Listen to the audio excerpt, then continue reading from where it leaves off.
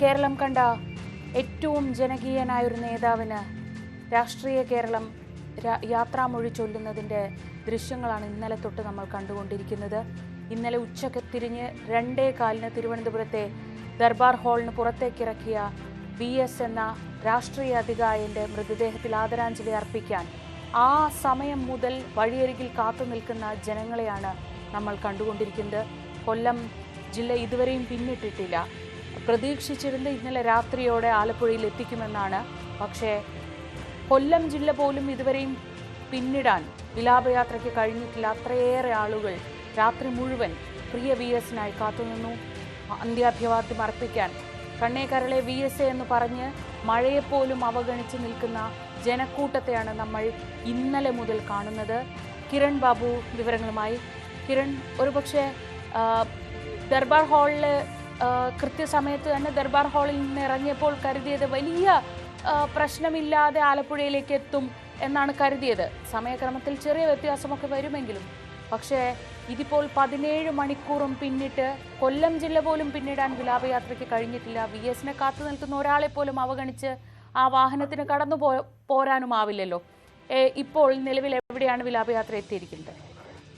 ഭവ്യ, വിലാപയാത്ര കരുനാഗപ്പള്ളി കഴിഞ്ഞു. അടുത്ത പോയിന്റായ ഓച്ചിറയ്ക്ക് നീങ്ങിക്കൊണ്ടിരിക്കുകയാണ്. കൊല്ലം ജില്ലയിലെ അവസാനത്തെ പോയിന്റാണ് ഓച്ചിറ.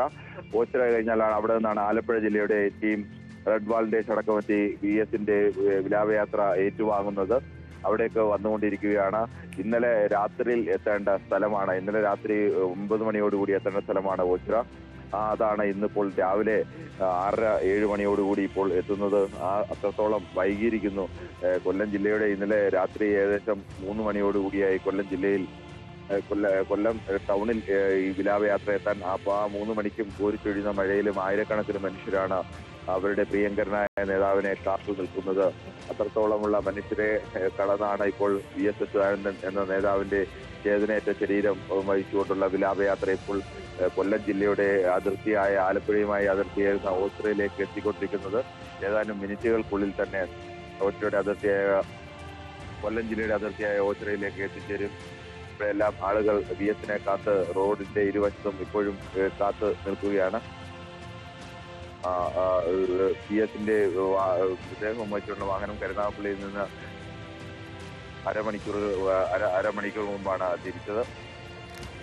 ആ വാഹനമാണ് ഇപ്പോൾ ഇവിടോട്ട് വന്നുകൊണ്ടിരിക്കുന്നത്. ആളുകളൊക്കെ ഓച്ചിറയിൽ ഇപ്പോഴും കാത്തിരിക്കുകയാണ്. ഇന്നലെ രാത്രി 9 മണിക്ക് വന്ന മനുഷ്യരൊക്കെ രാത്രി 10, 12, 1 മണി വരെയും കാത്തു നിന്നിട്ടാണ് അവരൊക്കെ മടങ്ങിപ്പോയത്.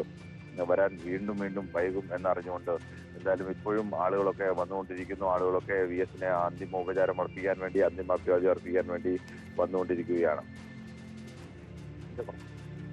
എന്തിനാ കിരൺ ബാബുവാണ് വിവരങ്ങൾ നൽകിക്കൊണ്ടിരിക്കുന്നത്.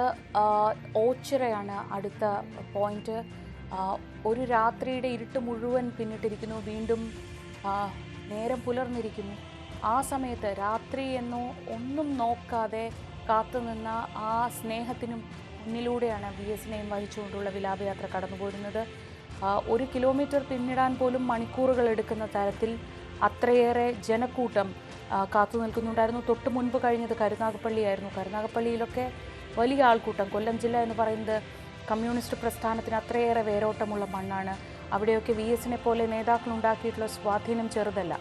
ആ സ്വാധീനത്തിനപ്പുറത്തേക്ക് VS എന്ന ജനനായകനെ, VS എന്ന ആത്മവിശ്വാസത്തെ പ്രതീക്ഷിച്ച് ഈ പാർട്ടിയിലേക്ക് കടന്നു വന്ന ഒരുപാട് പേരുണ്ട്. അത്തരം മനുഷ്യന്മാരൊക്കെ അവരുടെ കുടുംബത്തെയും കൂട്ടിക്കൊണ്ട് തന്നെ VSനെ അവസാനമായി ഒന്ന് കാണാൻ, VSന് ഒരു മുദ്രാവാക്യം വിളിച്ച് VSനെ യാത്രയാക്കാൻ വരുന്നവരെയാണ് നമ്മൾ കണ്ടത്. ഓച്ചിറയിലും വലിയ ആൾക്കൂട്ടമാണ് കാത്തു